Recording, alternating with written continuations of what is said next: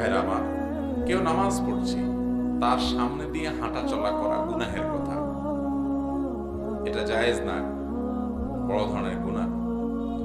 নবী করিম সাল্লাল্লাহু আলাইহি সাল্লাম বলেছেন, লাউ ইয়ালামুল মারু মা বাইনা ইয়াদাইল মুসাল্লি মা আলাইহি, নামাজের সামনে দিয়ে যে হাঁটে সে যদি জানতো যে এর সামনে দিয়ে হাঁটাটা কত বড় অপরাধ, কত বড় গুনাহ, তাহলে সেক্ষেত্রে লাকানা ইয়াকিফু খায়রাল লাহু মিন আন ইয়ামুররা বাইনা ইয়াদাইহি, নামাজি ব্যক্তির সামনে দিয়ে যাওয়ার চাইতে লা ইয়াকিফা 40 দিন পর্যন্ত বা 40 ঘন্টা, 40 বার কোন কোন হাদিসে বলা হয় না কতটুকু, তাহলে এই 40 দিন বলেছেন অনেক ওলামা ইকরাম যে 40 দিন পর্যন্ত দাঁড়ায় থাকাটা তার জন্য সহজ মনে হতো ওই সামনে দিয়ে হাঁটাহাঁটি করার চাইতে। বুঝাইতে পারছি? মানুষের সামনে হাঁটাহাঁটি করা, নামাজের সামনে হাঁটাহাঁটি করাটা এরকম গুনাহের কথা। কিন্তু এর মানে এই না যে 40 বছর ইবাদত কবুল হবে না, এরকম কোনো হাদিস নাই যে নামাজি ব্যক্তির সামনে হাঁটাহাঁটি করলে 40 বছর ইবাদত কবুল হবে না। হ্যাঁ, নামাজি ব্যক্তির সামনে হাঁটাটা কত বড় অপরাধ এটা যদি মানুষ জানতো, তাহলে 40 দিন পর্যন্ত দাঁড়িয়ে প্রয়োজন অপেক্ষা করত, তারপরেও সে ওখান থেকে হাঁটাহাঁটি করত। অতএব নামাজি ব্যক্তির সামনে হাঁটাহাঁটি করা থেকে আমাদের বিরত থাকতে হবে। তবে এখানে দুইটা পদ্ধতি আছে যেটা জায়েজ, আমরা জানি না। মোট 3টা পদ্ধতি আছে নামাজের ব্যক্তির সামনে চলাচলের। মোট কয়টা পদ্ধতি আছে? 3টা সূরত আছে।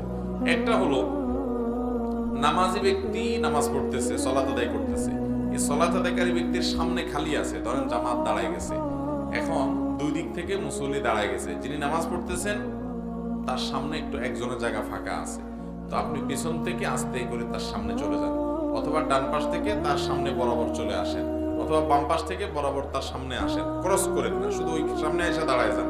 এটা জায়েজ আছে, আমরা অনেকে এটা জানি না।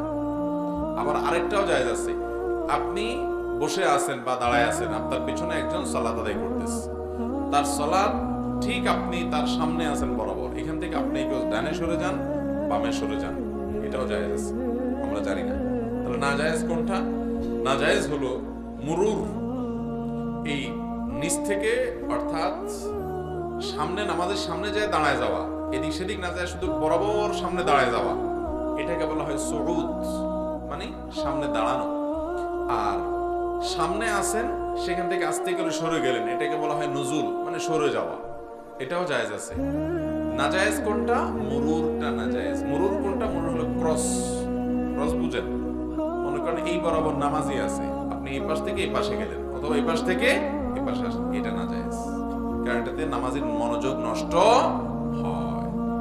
আস্তে করে সরে গেলেন সামনে থেকে বরাবর, অথবা সামনে যে দাঁড়ায় গেলেন, এটা জায়েজ আছে। অনেক লোক দেখবেন পিছে নামাজি ব্যক্তি নামাজ পড়তেছে, সে বরাবর সামনে আছে, তো সামনে থেকে সরেও না, আবার একটু পরপর চোখ ঘোরায় ঘোরায় বড় করে করে নামাজের দিকে তাকায়, আছে না? নেই? অনেক সময় আবার কই মাছের মাথা চাপায়, বিরক্ত হয়। এটা না জানার কারণে হয়েছে, আপনার বিরক্ত হওয়ার দরকার নেই, আপনি আস্তে করে দরকার হলে চলে যান। যদিও যে নামাজ পড়বেন তার দায়িত্ব হলো সামনে সুতরা নিয়ে দাঁড়ানো, যাতে করে কারো চলাচলে অসুবিধা না হয়। আর যদি অনেক সামনে দিয়ে নামাজের ব্যক্তির সামনে দিয়ে হাঁটাচলা করে, কয়েক কাতার সামনে দিয়ে, যে নামাজের ব্যক্তির মনোযোগ নষ্ট হবে না, তাতেও অসুবিধা নাই।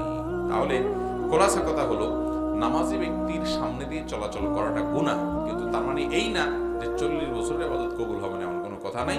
তবে নবী সাল্লাল্লাহু আলাইহি ওয়াসাল্লাম বলেছেন, নামাজি ব্যক্তির সামনে হাঁটা কত বড় গুনাহ, এটা যদি মানুষ জানতো তো 40 পর্যন্ত দাঁড়ায় থাকতো, তারপরও সে নড়াচড়া করতো না। এত ভয়াবহ বিষয়। এই জন্য ভাই, নামাজের সামনে হাঁটাহাঁটি করে আমরা সাবধান থাকবো। কিন্তু যেটা বললাম, 2 পদ্ধতি জায়েজ, সেটা আপনি অবশ্যই অবলম্বন করতে পারেন। আর যদি বসে সবর করেন, তাহলে সেক্ষেত্রে এটা